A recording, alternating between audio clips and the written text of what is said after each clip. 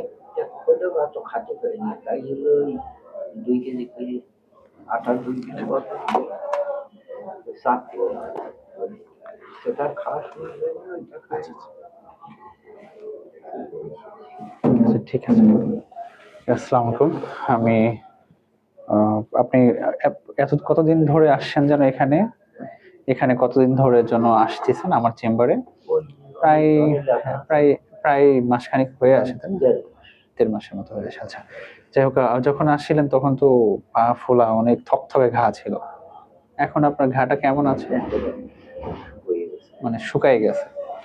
যেমন ভরে উঠছে? এক পাশ হলো ঘুরে উঠে আইছে, ওই চালাপন এক পাশ চালাপন তো ঘুরে উঠে আইছে, এই পাশ হলো ভরতেছে আর কি, কিন্তু ওটা নেই, এই পাশ ঘুরে উঠে আইছে। ভরে উঠে গেছে না? আচ্ছা। আর আপনার কি মনে হয় যে আগে যে থকথকে যে ঘাটুক ছিল, আপনার ঘাটা যে থকথকে ছিল, আপনি ভয় পাইতেন ওখানে? হ্যাঁ, অনেক ভয় পাইতেন, চাপ দিয়ে ধরে রাখতেন। সেই থকথকে ঘাটা কি এখন আর আছে? না, এখন আর থকথকে ঘা নাই। কেমন অবস্থা আছে এখন? হ্যাঁ আবার একটু বলেন তো, কেমন আছে? আপনি এখন দেখছেন ভালো। তো কেমন দেখতে? এখন নিয়ে যান, সমস্যা নেই। বুঝে গেছে, আচ্ছা, আবার একটু বল, মানে ঘাটা কেমন আছে এখন? কমে গেছে। কমে গেছে, ভরে আসছে? হ্যাঁ, ওই ঘা একদম থকথকে আর নেই? না, 12 আনা কমে গেছে, শিখে গেছে। 12 শিখে। আচ্ছা আচ্ছা, ঠিক আছে। আমি দেখতেছি এখন কি অবস্থা আছে, এখন দেখি তারপরে ইনশাল্লাহ যদি কোনো ওষুধ প্রয়োজন থাকে আমি আবার ওষুধ দিয়ে দিব, না থাকলে দরকার নেই। আপনার কি পা কেটে ফেলতে বলছিল? হ্যাঁ, ওই যে বুঝতে পারছি, হ্যাঁ, যে ডাক্তারই হোক বলার দরকার নেই, কিন্তু পা কেটে ফেলার কথা ছিল। হ্যাঁ, তো আপনি এখন কি আপনার মনে হয় পা কাটা লাগবে? না, আর লাগবে না? সাজিয়ে তো গেছে, হ্যাঁ, সাজিয়ে তো যেতেছে। আচ্ছা, ঠিক আছে। কালকে আজকে ওই মাথায় একটু আরের ওই জায়গাটা নিয়ে একটু রস আসছে, হুম। আজকে জিনিস আরের উপরেও একটু গোস্ত আসার মতো আচ্ছা, রয়েছে, কোনো আচ্ছা, রস নেই। ঠিক আছে, ঠিক আছে। রস নাই না? আচ্ছা। আমিও যখন আপনি আসলেন ওখানে একদম থকথকে ঘা। আমার এখানে একটা ছবি আছে একেবারে, সেই থকথকে ঘাটা এখন নেই, যেহেতু সেরে গেছে আলহামদুলিল্লাহ। আপনার পা কাটাও আর লাগলো না। দেখছেন, আপনি তখন অনেক কানতেন, বলতেন যে বাবারে আমার পা কি কেটে ফেলাই লাগবে। কিন্তু হ্যাঁ, 8,500 টাকা ছিল, 12,000 টাকা বাজার টিউটো ছিল, তো খরচ টরচ করিয়ে 8,500 টাকা ছিল। কালকে ওই যে কি ওষুধ কিনলাম, এই 6 দিনে কিনেছিলাম হলো 1,490 টাকা ওষুধ গেছে। ওই যে সেই দামে 85 টাকা করে। আচ্ছা আচ্ছা। আর একটা হলো 40 টাকা করে। তো ওই দুটিয়ে, একটা সকালে একটা রাত্রি, আর মাঝে হলো দুপুরে একটা 40 টাকা একটা। এই খাইয়ে আমার খুবই হয়েছে, খুব খুব উপকার হয়েছে, খুব উপকার। হ্যাঁ, আমি তো সেভাবে দিছি। তো আজ 3 দিন এটা করে বড়ি খাইছি, ওই দামেরটা 85টা। তা 3 দিনে 3টে খাইছি।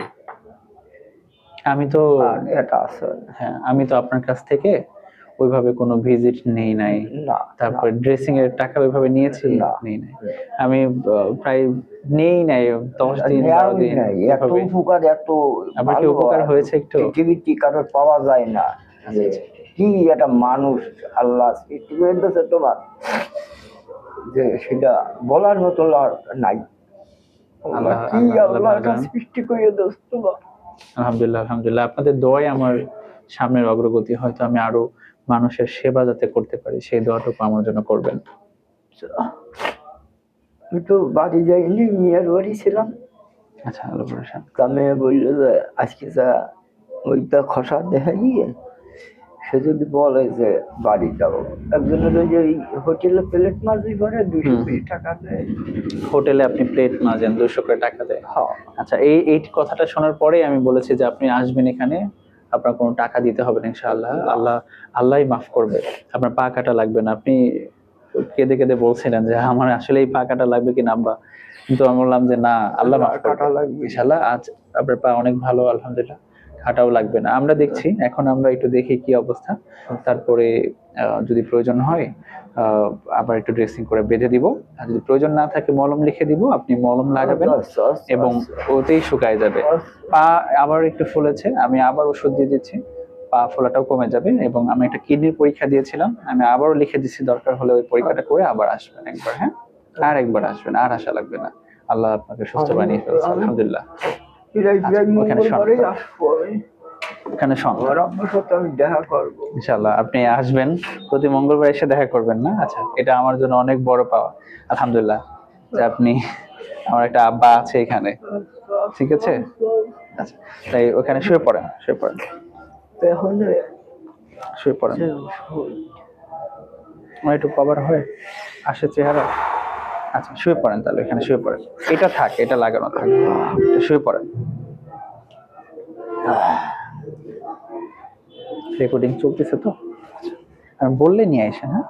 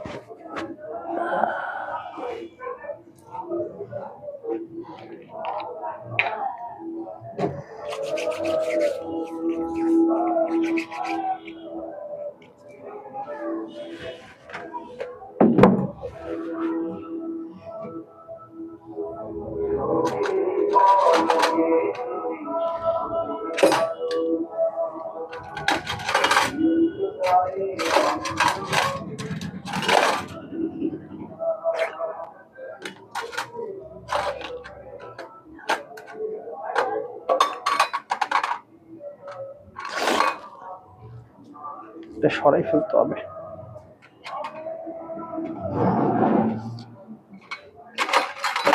গজের বক্স, এই বাক্স।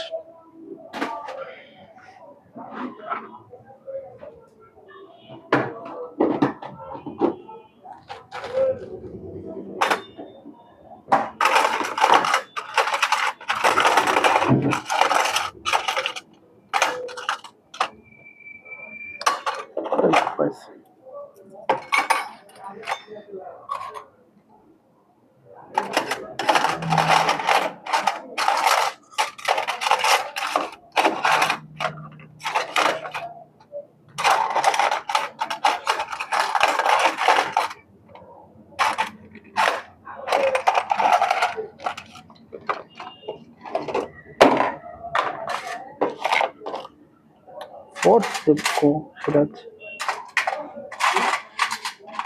ফোর্সেপ,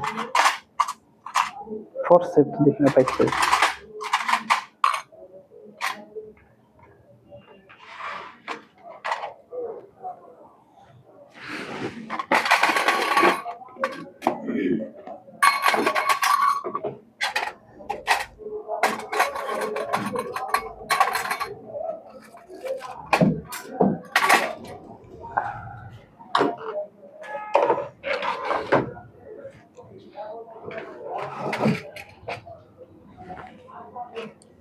যখন বলবো এটা এদিকে নিয়ে আসেন, তখন আগে ফার্স্টে এগুলো ফোকাস করবেন, ফোকাস করতে পারে আসো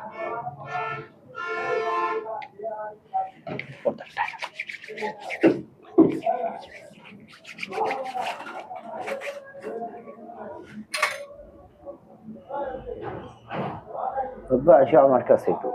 আচ্ছা আচ্ছা, অসুবিধা না, এখন আল্লাহ ভরসা আর কোনো সেরকম সমস্যা নেই। হ্যাঁ, আমি এটা খুলতেছি। এটা পাচ্ছেন কি দিয়ে? এই যে আচ্ছা,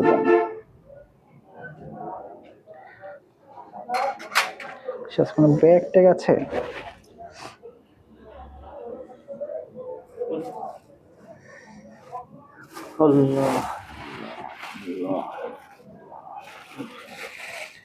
পাটা উৎসব, দুই পা, দুই পা, ঠিক আছে।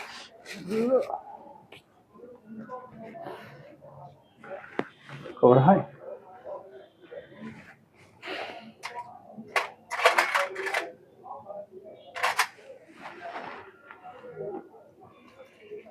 খুব আস্তে আস্তে।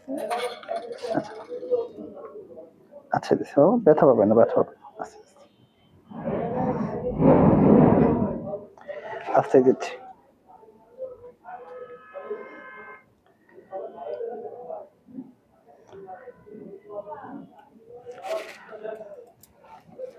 আচ্ছা ঠিক আছে, ঠিক আছে দেখছি। এই পাশ উঠে আচ্ছা, আইছে ওই ক্যামেরাটাই দেখে নিয়ে আসেন সিরাজ। আমরা এই পাশ হাত দেয় না। বডি উঠে আচ্ছা আইছে। আচ্ছা, হাত দেয় না, হাত দেওয়া যাবে না, এখানে হাত দিবেন না কখনোই, আমি দেখছি। ঠিক আছে, এখানে ক্যামেরাটা ফোকাস করেন। এই জায়গাটায় আমরা দেখতে পাচ্ছি যে এখানে অনেকটাই শুকিয়ে আসছে, চারদিকে অনেক থকথকে ঘা ছিল এদিকে, সেই চারপাশের থকথকে ঘাটা এখন আর নেই, এইদিকে ঘাটা আর নেই। দেখেন তো ক্যামেরা ফোকাস হয় কিনা। আচ্ছা, এই ঘাট আর নেই, এদিকে থকথকে ঘা ছিল, এটা আর নেই, এখন শুধু মাঝখানে একটু আছে, তাই না? অল্প একটু আছে। আপনি তো বুঝতেই পারছেন অনেক কমে গেছে না? অনেক অনেক কমে গেছে। তাহলে এই মাঝখানে ঘাটুকু আর থাকবে না। আমি আর কয়েকটা দিন ড্রেসিং করার পরে আমি লিখে দেবো একটা মলম, ওই মলমটা শুধু লাগাবেন, তখন এটা খোলা রাখবেন। আপনি যখন কাজ করবেন তখন আবার একটু এই গজ দিয়ে পেঁচাই রাখতে হবে, যাতে এখানে ময়লা পানি ময়লা কোনো কিছু না লাগে। ঠিক আছে? আজাম দেওয়ার সময় বোর্ডে যে আজাম দেয়, ওই আজাম দেওয়ার সময় তো ড্রেসিং করে বাঁধা লাগবে, আর তামাম দিনটা খোলা যাবে না। আর ওই সন্ধ্যায় তাই করতে হবে, ড্রেসিং করে বাইরে দিবেন। আর এই তো ঠিক হয়ে যাবে না? ঠিক আছে না সাজ? হ্যাঁ ঠিক আছে না?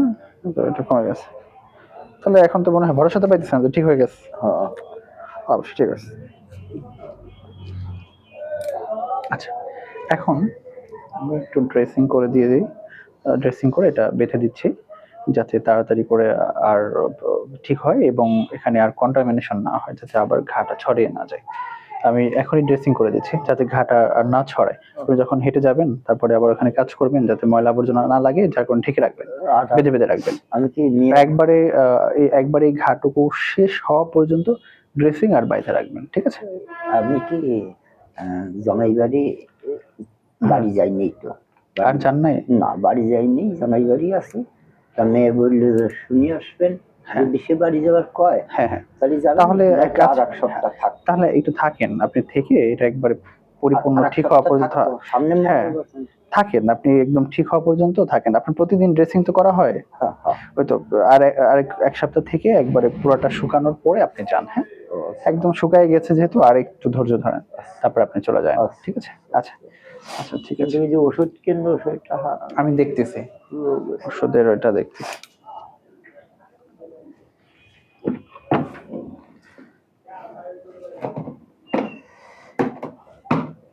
ঠিক আছে, 5 করে রাখেন দরকার 5। একটু হাইড্রোজেন পারঅক্সাইড দিয়ে দিচ্ছি যাতে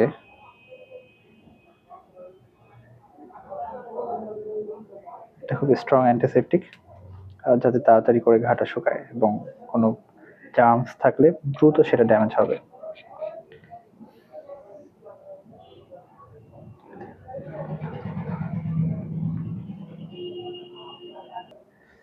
ঠিক আছে, আমি এটা ড্রেসিং করে বাইরে দিলাম। হ্যাঁ, ড্রেসিং করে একবারে বেঁধে দিচ্ছি। হ্যাঁ, এটা দেখি দেখি, হাত দেয় না, হাত দিলে পরে ইনফেকশন হবে।